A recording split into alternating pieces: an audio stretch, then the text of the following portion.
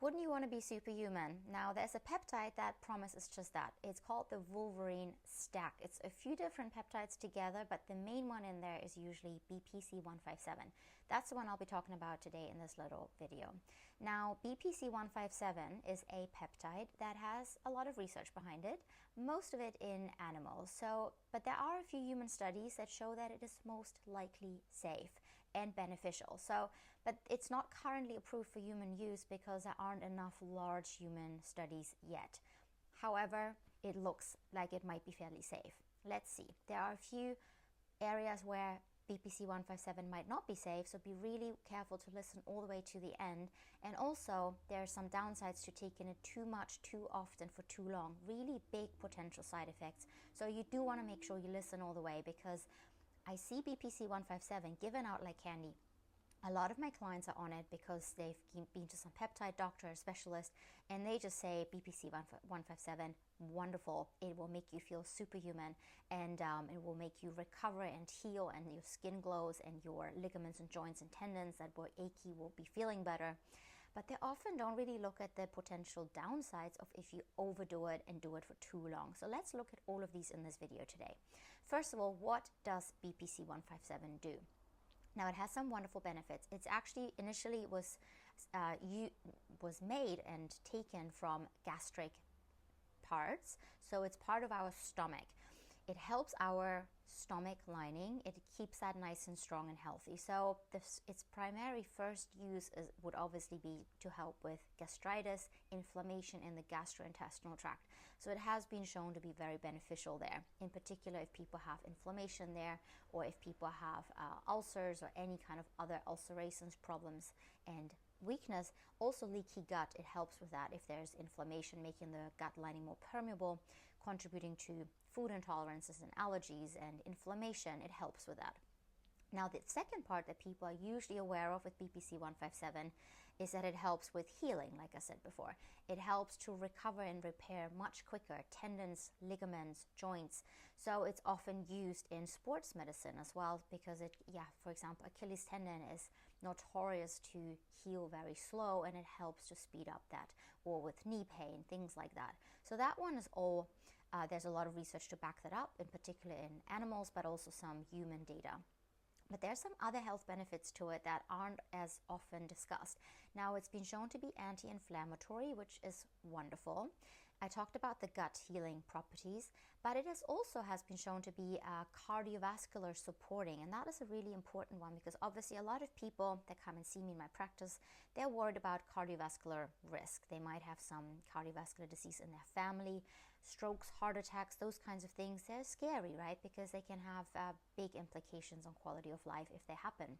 And what they found is that BPC 157 actually helps to clean out our arteries and helps to heal that endothelial lining, and helps to prevent stickiness of certain substances that could make your body create plugs, atherosclerosis. It also has been shown to help with blood pressure regulation. So those are all wonderful benefits from a cardiovascular perspective.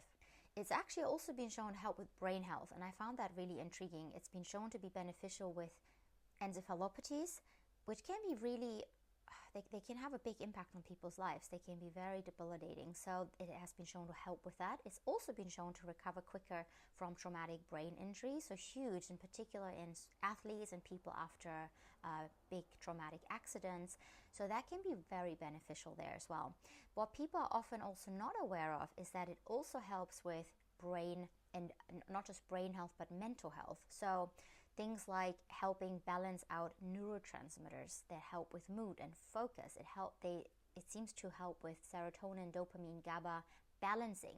So the wonderful thing is that it doesn't just help to improve it and increase the levels, but it seems to also balance it out if there's too much. Because even with those neurotransmitters, we often talk about that we want more serotonin, but there's actually something called serotonin syndrome, where there's too much serotonin and it makes the brain overactivated and overexcited, and the person just feels like they're going crazy. They actually found in a lot of serial killers and a lot of killers that went on shootings, they were found to have some genetic mutations that made them more prone to having high serotonin levels and being not so good at breaking serotonin levels down. And they were a lot of them, not all of them, a lot of them were actually recently put on SSRIs, where the body actually starts to slow down the breakdown of serotonin even more. So it's not always that serotonin is necessarily a good thing and we need more of. We do in many occasions and cases, but not always. And the wonderful thing with BPC 157 is that it actually seems to balance that out. So that is a wonderful extra tool. Now, there are a couple more benefits to it, and you might think this is already a lot, and it is, but there are even more. So I told about the anti-inflammatory effects. It also helps to quench free radicals, and free radicals basically degrade the whole system, wear us down.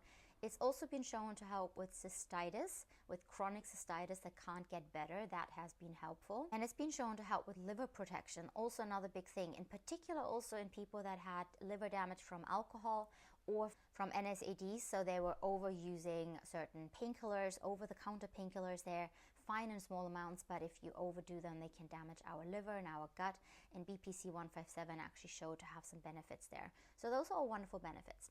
However, and I pointed towards that in the beginning of this little video, there are some downsides to it. So like with a lot of factors in the body, more of a good thing isn't always better.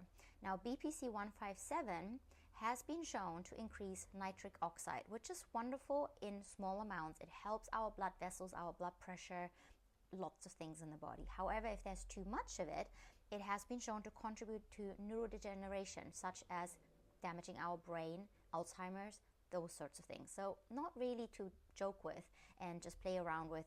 We don't want to overdo BPC 157. High levels of nitric oxide, excess levels of it, have also been shown to damage our red blood cells and potentially lead to anemia and other things like that. So not a good thing either. It has also been shown to, so where it is mostly anti-inflammatory and beneficial in most people, it can actually potentially be detrimental in people with endometriosis because the mechanism has gone wrong down there. And so if someone has a history of endometriosis, I would be very careful and really make sure if you do have it, only have it in very small amounts and give it large breaks in between. Now, it also helps to grow things. And with anything that makes things grow, there's always a little risk of potential cancers. However, for BPC 157, research actually shows the opposite. And that is really intriguing because always when something makes things grow quicker, we always worry, oh, maybe there could be a higher cancer risk. But BPC 157 has been shown in some research studies to most likely do the opposite and actually stop that overgrowing and potentially tumorigenesis and tumor growth promoting effects. So that is all wonderful. Now, there are two ways of getting BPC 157 into the body. One is oral via powders or supplements, and they have actually been shown to be very beneficial for our gut health. So if your main focus and priority is to heal your gut lining, if you've had H. pylori, for example, a bug that messes with our stomach lining and causes gastritis, could be a really good benefit to just take it orally. If you are more looking for the systemic benefits, however, taking it orally as a supplement or powder will probably not get you very far, so you do want to inject it. As with all the peptides, like I said in the beginning, they're not currently registered and licensed for human use in most Western countries. So you have to kind of go out there on a limb and be experimenting with something and really make sure that the quality of the peptides you're sourcing is very clean, because it's basically the Wild West out there. There are a lot of companies selling it from China and they're not really tested. And most of the peptides, you're injecting them. You used to be able to buy them as powders. Now to be easier, you can actually buy them already put into liquid in a pen, similar to the Mounjaro Wegovy pen, and you just inject it. And you need to make sure that that is clean and safe, because otherwise you're injecting yourself directly with potential pollutants. There could be heavy metals in there, or there could be infectious agents in there. So it's very important that you source it from a very reputable source that has third-party testing in countries outside. I would suggest outside of China. The one I use is based in Europe and the US, and they do third-party testing over here, and I trust them. But yeah, make sure to be safe.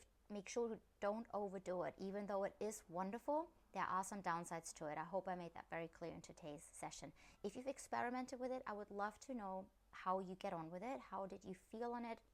Because I know a lot of people are actually feeling really wonderful on it, but I know I've said it before, I just want to go back to that and really hone in on that. Just because taking it, let's say, for one pen, one kind of cycle makes you feel wonderful doesn't mean that if you take it ongoing, it will make you feel even better. And I see this in my cycles all the time: longevity, biohacking, health optimization cycles. People think just because something is wonderful means that if you do more of it, it must be better. It is not the case for BPC 157, and it can potentially be very detrimental. I will be talking about other peptides in other videos, so make sure you follow me, and you can follow along with all the different peptides and their safety profiles as well.